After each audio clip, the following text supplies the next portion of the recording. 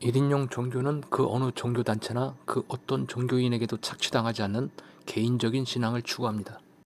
우리가 익히 알고 있는 천국의 이미지를 머릿속에서 상상하며 예수의 산상수훈을 읽어보면 일치하는 게 없습니다.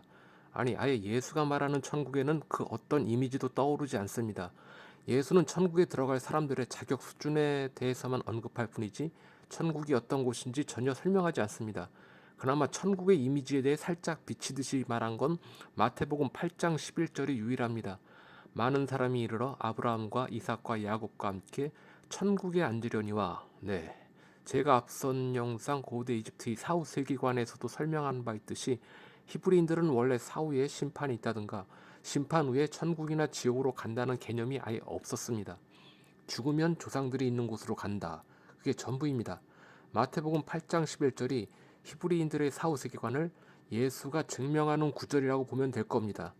여러분들이 생각하는 천국이 없다는 증거는 구약에 천국이란 단어를 검색하면 아예 존재하지 않는다는 점만 들어도 되지 않을까 싶습니다. 구약에는 없던 천국이 왜 신약에는 만들어졌을까요? 유태인들이 다른 종교의 영향을 받아 상상해낸 겁니다. 근데 재미있는 건 천국을 헤븐이라고 번역한 후에 영어 성경을 검색하면 구약에도 무수히 많은 헤븐이 나옵니다. 천국과 헤븐은 다른 건가? 한자 문화권의 성경하고 유럽의 성경은 천국, 헤븐의 의미가 다릅니다. 한자 문화권에서는 천국을 불교의 극락세계나 천당과 비슷하다고 보고 번역했지만 성경의 천국은 사후에 가는 극락세계가 전혀 아니죠. 구약에서는 헤븐이 하늘이나 공중 위라는 느낌이 강합니다. 원어 사마임이라는 것도 하늘, 공기, 천체를 의미합니다. 한자 문화권에서는 구약의 헤븐을 하늘이나 천으로 번역합니다. 애초 헬라어로 기록된 신약에서는 천국을 우라노스라고 하는데 구약의 하늘의 의미에 하느님의 처소라는 의미가 덧붙여집니다. 여기서 물론 우라노스는 그리스의 천국의 신이기도 합니다. 천국은 반드시 킹덤, 바실레이아라는 말이 덧붙여지는데 이것은 오직 마태복음의 하나입니다. 마가복음 이후로는 천국, 바실레이아 우라노스라는 말 대신에 하느님 나라, 바실레이아 데우스라는 표현을 씁니다. 유심히 봐야 할 사항은 사복음서의 예수가 쓴 표현과 사복음서 이후의 제자들이 사용한 표현이 다르다는 것입니다. 예수가 말한 천국이나 하느님 나라는 나라, 바실레이아가 강조되어 있습니다. 굳이 말하자면 정권 지향적인 표현이라고나 할까. 그런데 예수의 지자들은 신, 데우스를 강조합니다. 즉 예수의 지자들이 말하는 나라는 정말로 죽어서 도달하는 하늘, 우라노스를 강조합니다. 정치적인 예수가 오로지 종교적인 예수로 탈바꿈하는 겁니다. 예수는 팔레스타인에서 무언가 일을 꾸미기 위해서 자기가 무슨 나라를 세울 것처럼 선동하는데 예수 사후 제자들은 현실은 포기하고 종마로 다가올 신세계를 얘기합니다. 왜 이런 일이 생겨났는가? 두 가지로 생각할 수 있습니다. 예수의 제자들 중에는 열심당원이 존재했는데 이들이 무엇을 했는지는 전혀 언급이 없습니다. 요세푸스의 역사책에는 열심당이 로마 정부에 정하는 장면이 많이 나오는데 말이죠. 열심당원들이 왜 예수의 제자가 됐겠습니까? 지향점이 같은 겁니다. 하지만 예수가 처형되고 제자들은 다 도망갑니다. 누가 예수를 적한테 팔았느냐가 중요한 게 아닙니다. 예수의 제자들은 몽땅 예수를 배신하고 예수와는 전혀 다른 목표 설정을 합니다.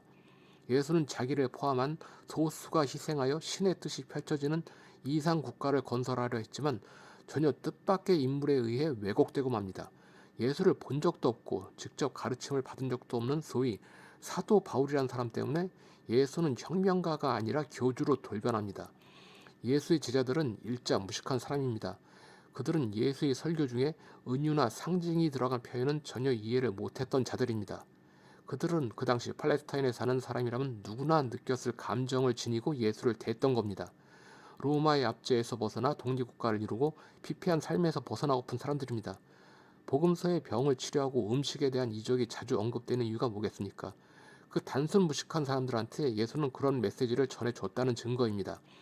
죽어서 천년왕국을 이루고 천국에서 부귀영화를 누리는 게 목표가 아니고 현실에서 없는 자들을 위한 이상 국가를 세워보겠다는 겁니다. 그런데 예수 사후 제자들은 예수를 믿으라며 신앙의 대상으로 바꿔놓습니다. 그 선두에 사도 바울이라는 자가 있습니다. 사도 바울은 자기의 엄청난 학식을 바탕으로 예수를 종교적 대상으로 탈바꿈해 놓습니다. 무식한 제자들은 사도 바울을 따라갑니다.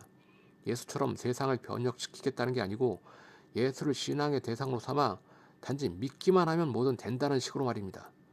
예수는 사람들의 영혼을 구원시켜 그들을 저 하늘에 있는 천국에 입장시키려고 하지 않았습니다. 삶 밑바닥 인생들에게 그들도 살만한 나라를, 하나님 나라라는 이상 국가를 건설하겠다고 한 겁니다. 예수가 생각한 하나님 나라의 조건 중 하나는 그 당시 기득권이었던 사두개파와 바리새파를 척결하는 것이었습니다. 원수를 사랑하라는 설교를 했던 예수는 팔레스타인을 식민지로 만든 로마인조차 해당되는 것이었지만, 놀랍게도 정작 자국에 부패한 기득권인 사두개파와 바리새에게는 적대적이었습니다. 예수가 한밤중에 칼로 중무장을 하고 성전 습격을 감행한 이유가 아마도 이것 때문이었을 겁니다. 하지만 가룟 유다의 배신으로 예수 일당은 성전에 돌입하기도 전에 겟세마네 동산에서 간신히 살아남아 피를 뒤집어쓰고 돌아왔습니다. 예수의 플랜 A는 실패했습니다. 부패한 사두개와 바리새를 척결하고 하나님 나라를 세우려던 예수의 플랜 A는 처참하게 실패했습니다. 다음 영상에서는 예수의 플랜 B에 대해 설명해 보겠습니다. 개인적으로 예수의 플랜 A는 열광했지만 플랜 B는 심히 실망했습니다. 그리고 예수의 플랜 B는 여러분도 익히 아는 것입니다.